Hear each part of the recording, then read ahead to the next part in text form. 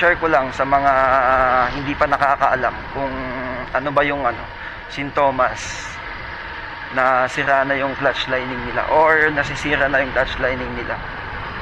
Kasi mahalagang maagapan mga boss pag may damage na yung natin, clutch lining natin. Kasi pwedeng tamaan nun yung yung clutch plate natin, tsaka pwede ding tamaan yung housing natin. Mas malaking gastos yun mga bossing. So una mga boss, mararamdaman nyo sa every shift nyo na kung dati is smooth siya, kung medyo matigas na siya mga bossing, yun, isang sintomas yun mga boss. Tsaka yung isa din is pag halimbawa mild pa lang yung tama ng clutch lining natin is pag tumatakbo tayo nito, halimbawa mag-overtake ka, tapos may halimbawa nasa 60 yung takbo mo, tapos biglang magpipigil yung motor mo, mararamdaman mo yun mga boss, yung parang hindi siya makatakbo sa 60, hanggang 60 na lang yung takbo niya, ganun. So ganun yung naramdaman ko sa motor ko mga boss yung parang hindi na siya makatakbo. Tapos habang tumatagal mga bossing, yung 60 na limit niyang takbo is nababawasan, nagiging 50 na lang, ganun. Tapos isa pa mga bossing, kung yung sa nyo, sa may crankcase nyo, crankcase ba yun? Basta sa may yung makikita nyo yung oil nyo sa loob.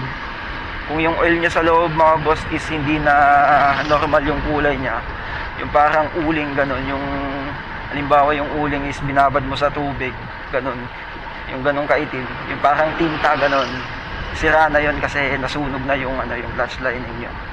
So kailangan ng palitan.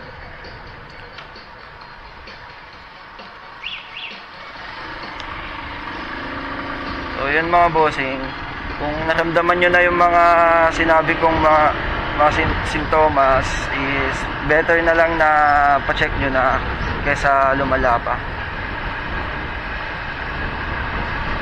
Wala, dito pala tayo sa may Jollibee Links at tatambay ngayon. Bale, lakas ng hangin yan mga boss Ewan ko kung didig nyo pa ba ako.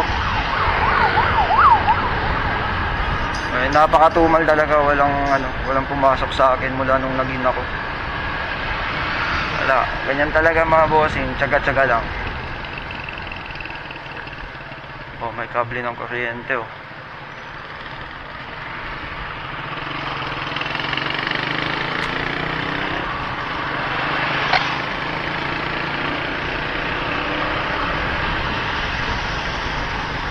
Tambay muna tayo dito saglit. Tapos pag wala baba tayo. Punta tayong town. Ayun, medyo madami sila dito.